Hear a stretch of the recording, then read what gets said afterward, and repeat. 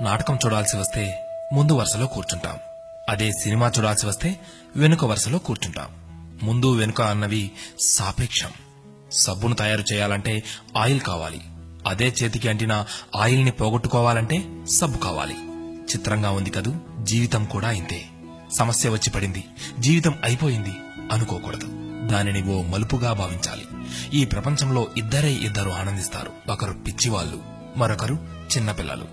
గమ్యాన్ని చేరుకోవాలంటే పిచ్చితనం కావాలి. చేరుకున్న గమ్యాన్ని ఆనందించాలంటే చిన్నపిల్లలైపోవాలి. తాళంతో పాటే తాళం చెవి కూడా తయారు చేయబడుతుంది. ఒకటి లేకుంటే రెండోది తయారు కాబడదు. అలాగే పరిష్కారం లేకుండా సమస్య కూడా రాదు. తోటా కంటే శక్తివంతమైనది మాట. ఒక్క మాటతో సంబంధం తెంచేసుకోవచ్చు. ఒకే మాటతో లేని బంధాన్ని పెంచేసుకోవచ్చు కూడా. మనిషి సమాజంలో సూదిలా బ్రతకాలి కాని కత్తెరలా కాదు. సూది పని ఎప్పుడు జోడించడం మాత్రమే, కత్తెర పని ఎప్పుడు విడదీయడమే. అందరినీ కలుపుకుంటూ బ్రతకాలే గాని కత్తెరలా విడదీస్తూ కాదు. నిజాన్ని మార్చే శక్తి ఈ ప్రపంచంలో ఎవ్వరికీ లేదు. కానీ ప్రపంచాన్ని మార్చే శక్తి ఒక్క నిజానికి ఉంది. నీవు సంతోషంగా ఉన్నావంటే నీకు సమస్యల్లేవని కాదు, వాటిని ఎదుర్కోగల శక్తి, ధైర్యం నీకున్నాయని అర్థం. స్నేహితుడిని నీ దుఃఖ సమయంలోనూ, యోధుడిని యుద్ధంలోనూ, భార్యను పేదరికంలోనూ, గొప్ప వ్యక్తిని అతని వినయంలోనూ పరీక్షించాలి. చేసిన తప్పుకు క్షమాపణ అడిగిన వాడు ధైర్యవంతుడు. ఎదుటి వారి తప్పును క్షమించగలిగిన వాడు బలవంతుడు.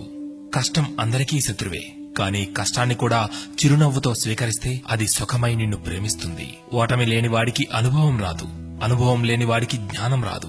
గెలిచినప్పుడు గెలుపును స్వీకరించు, ఓడినప్పుడు పాఠాన్ని స్వీకరించు.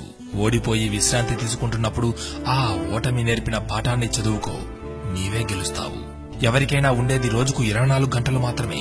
గెలిచేవాడు ఆ 24 గంటలు కష్టపడుతుంటాడు. ఓడేవాడు ఆ 24 గంటలు ఎలా కష్టపడాలా అని ఆలోచిస్తుంటాడు. అంతే తేడా. గెలవాలన్న తపన, గెలవగలను అన్న నమ్మకం, నిరంతర సాధన, ఈ మూడే నిన్ను గెలుపుకు దగ్గర చేసే సాధనాలు. నేను గెలవటంలో ఓడిపోవచ్చు, కానీ ప్రయత్నించడంలో గెలుస్తున్నాను. ప్రయత్నిస్తూ గెలుస్తాను, గెలిచి తీరుతాను. స్వయం కృషితో పైకొచ్చిన వారికి ఆత్మవిశ్వాసం ఉంటుంది గాని అహంకారం ఉండదు. ఏమంటారు?